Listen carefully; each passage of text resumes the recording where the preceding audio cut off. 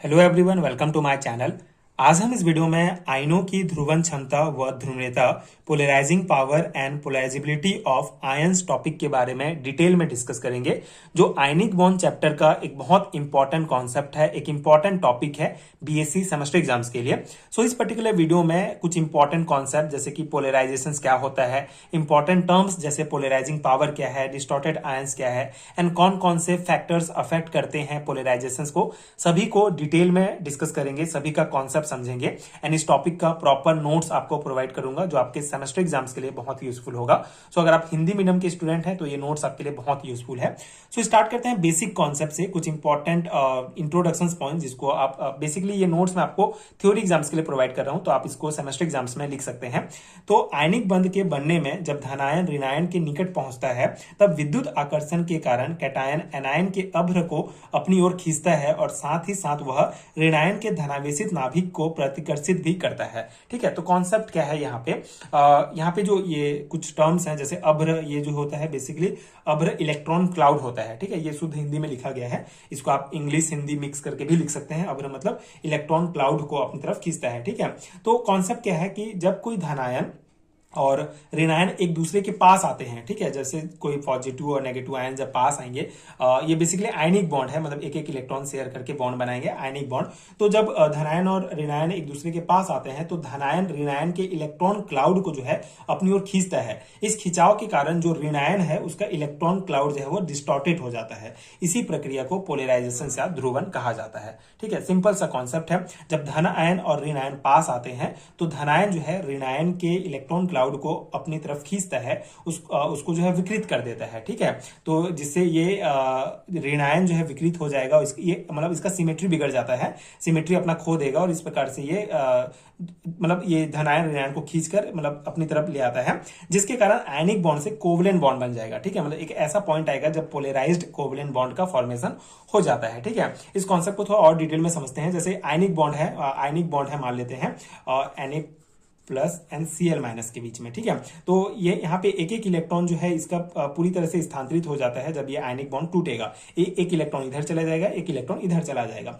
ठीक है, लेकिन अगर ध्रुवन ज्यादा होगा, पोलराइजेशन ज्यादा होगा, तो ऋण आयन के इलेक्ट्रॉन जो है धनायन की ओर खींचने लगते हैं। ठीक है, जो पोलराइजेशन कॉन्सेप्ट है, अगर वो ज्यादा होगा, मतलब सब सिंपल सा, अगर आयनिक बॉन्ड है तो इलेक्ट्रॉन जो है स्थानांतरित हो जाते हैं पूरी तरीके से। लेकिन अगर पोलराइजेशन हो रहा है वहां पे, तो ये जो ऋण आयन के इलेक्ट्रॉन है धनायन की तरफ खींचने लगते हैं एंड इलेक्ट्रॉन का जो है वो शेयरिंग शुरू हो जाता है। ठीक है, ये जो पॉजिटिव और नेगेटिव आयन के बीच जो इलेक्ट्रॉन्स हैं इनके बीच शेयरिंग शुरू हो जाता है। देन जो बंध है वो जो बॉन्ड बना है आयनिक बॉन्ड है उसमें कोवलेंट प्रॉपर्टीज भी आना स्टार्ट हो जाता है और पोलराइज्ड कोवलेंट बॉन्ड का फॉर्मेशन हो जाता है। ठीक है, तो सिंपल सा कॉन्सेप्ट है। आयनिक बॉन्ड सिंपल सा है तो कोई बात नहीं, ठीक है, एक एक इलेक्ट्रॉन शेयर हो जाएगा।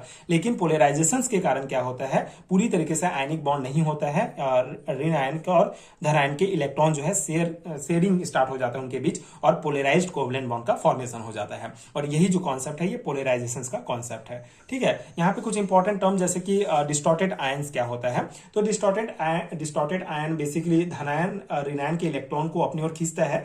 इसमें ऋणायन का आकार एक तरफ से दब जाता है, यहाँ पे आप देख रहे हैं, ठीक है, और दूसरी तरफ से फैल जाता है। तो यही डिस्टॉर्टेड आयन या विकृत आयन इसे कहा जाता है। एंड यहाँ पे पोलराइजिंग पावर एक टर्म है।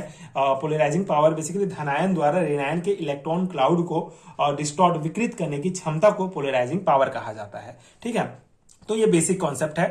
पोलराइजेशन क्या है कि सिंपल सा, जब धन आयन ऋण आयन के इलेक्ट्रॉन क्लाउड को अपनी तरफ खींचता है तो पोलराइज्ड कोवलेंट बॉन्ड का फॉर्मेशन हो जाता है। इस कॉन्सेप्ट को पोलराइजेशन कहा जाता है। ठीक है, इसको आप इस प्रकार से भी लिख सकते हैं। फलस्वरूप एनायन अपनी सिमेट्री खो देता है और अब यह गोलाकार न रहकर धनायन की ओर खींचकर एक ओर से पतला और लंबा हो जाता है। इसे धनायन के द्वारा एनायन का ध्रुवन या विकृतीकरण कहते हैं। एनायन के इलेक्ट्रॉन अभ्र के इस विकृतीकरण को पोलराइजेशन ध्रुवणता कहते हैं। ठीक है, सिंपल सा है। एनायन अपनी सिमेट्री खो देगा। ये एनायन जो हमारा है वो बेसिकली ऋणायन के कारण अपना सिमेट्री खो देता है। यहाँ पे अब सिमेट्री आपको पता होगा कॉन्सेप्ट कि दोनों तरफ बराबर नहीं होगा। जब हम बीच से लाइन खींचेंगे तो अपना सिमेट्री खो देता है और गोलाकार नहीं रहता है, बल्कि एक ओर से खींच जाता है, पतला लंबा हो जाता है, एक साइड पतला एक साइड लंबा। ठीक है, तो इसे धनायन के द्वारा एनायन का ध्रुवन या विकृतीकरण कहते हैं। ठीक है, तो ये जो डिस्टॉर्टेड आयन होता है इसको धनायन के द्वारा ऋणायन का विकृतीकरण कहा जाता है। ठीक है, ध्रुवण कहते हैं। एनायन के इलेक्ट्रॉन अभ्रक के इस विकृतीकरण को पोलराइजेशन कहा जाता है। ठीक है, तो ये कॉन्सेप्ट है। एनायन का ध्रुवण या विकृतीकरण जितना अधिक होता है, बंध में सहसंयोजी गुण उतना ही अधिक होता है। ठीक है, एनायन ऋणायन का ध्रुवण या विकृतीकरण जितना अधिक होगा, बंध में सहसंयोजी गुण कोवलेंट बॉन्ड का जो प्रॉपर्टी है वो उतना ज्यादा होता है। और ये जो कॉन्सेप्ट है ध्रुवीकरण का, ये मेन कॉन्सेप्ट है फाजान्स रूल के लिए। ठीक है, जिसको आगे हम वीडियो में देखेंगे। फाजान्स रूल भी एक बहुत इंपॉर्टेंट रूल्स है। तो यहाँ पे कुछ और इंपॉर्टेंट कॉन्सेप्ट देख लेते हैं कि एनायन का जो ध्रुवण है उसको कौन कौन से कारक प्रभावित करते हैं। ठीक है, एनायन का ध्रुवण निम्नलिखित कारणों से प्रभावित होता है। ध्रुवण आपको पता है, जब कोई धनायन किसी ऋणायन के इलेक्ट्रॉन क्लाउड को विकृत करता है, डिस्टॉर्ट करता है, तो उसे ध्रुवण कहा जाता है। और ये जो ध्रुवण है वो इन कारकों से जो है प्रभावित होता है, इन कारकों पर निर्भर करता है। ठीक है, जैसे पहला है आयनों पर अधिक आवेश। ठीक है, तो अगर आयनों पर अधिक आवेश होगा, जितना अधिक आवेश होगा आकर्षण उतना अधिक होगा। जैसे कि अगर हम एग्जाम्पल लें तो Al3+ है। ठीक है, इसका जो आकर्षण होगा, ठीक है, ये जो डिस्टॉर्ट करने की इसकी जो क्षमता होगी ऋणायन को, वो ज्यादा होगी Mg2+ की तुलना में। ठीक है, और Mg2+ की क्षमता ज्यादा होगी Na+ की तुलना में। ठीक है, तो जितना ज्यादा आवेश होगा, जितना ज्यादा पॉजिटिव चार्ज होगा, उतना ही ज्यादा जो है वो नेगेटिव चार्ज को डिस्टॉर्ट करने की क्षमता उसको रखेगा, जिसके कारण ये नेगेटिव चार्ज डिस्टॉर्ट हो जाएगा और मतलब कि इसका पोलराइजेशन बढ़ जाएगा, जिससे कोवलेंट प्रॉपर्टी बढ़ेगा। ठीक है, सभी एक दूसरे से कनेक्टेड है, सिंपल सा कॉन्सेप्ट है। ठीक है, तो यहाँ पे +3 आवेश है, इसलिए वह Cl, ठीक है, अगर मान बेसिकली ये जो है Cl- के साथ ही बॉन्ड बनाते हैं, तो Cl- के इलेक्ट्रॉन को अधिक डिस्टॉर्ट करेगा। ठीक है, जैसे कि छोटा कैटायन और बड़ा एनायन, तो इसका कैसे ये इफेक्ट करेगा। बेसिकली अगर छोटा धनायन होता है, ठीक है, छोटा अगर धनायन है तो आवेश उसमें जो है केंद्रित रहेगा। ठीक है, इसलिए आकर्षण जो है वो आवेश जो है इसका जो है वो केंद्रित रहेगा, जिससे उसका आकर्षण जो है वो बहुत अधिक होता है। और अगर एनायन बड़ा है, ठीक है, मतलब कि एनायन अगर हमारा बड़ा है तो इलेक्ट्रॉन्स जो है वो नाभिक से बहुत अधिक दूर में रहेंगे, इसलिए आसानी से जो है धनायन जो है इसको अपनी तरफ खींच लेगा। इसलिए छोटा कैटायन होगा और बड़ा एनायन होगा तो ये भी अफेक्ट करेगा पोलराइजेशन को। ठीक है, छोटा कैटायन मतलब कि आवेश केंद्रित होगा, इसलिए आकर्षण जो है बहुत ज्यादा होगा, बहुत अधिक आकर्षित करेगा इसको, है ना, एनायन को। और अगर इलेक्ट्रॉन नाभिक, अब ये जो एनायन है इसमें बेसिकली अगर इसका साइज बड़ा है तो इलेक्ट्रॉन नाभिक से बहुत दूर में होगा, इसलिए आसानी से वो खींच जाएगा, आसानी से ये अपनी तरफ इसको अट्रैक्ट कर लेगा, जिससे ये आसानी से डिस्टॉर्ट होगा और पोलराइजेशन जो है उसका अधिक हो जाएगा।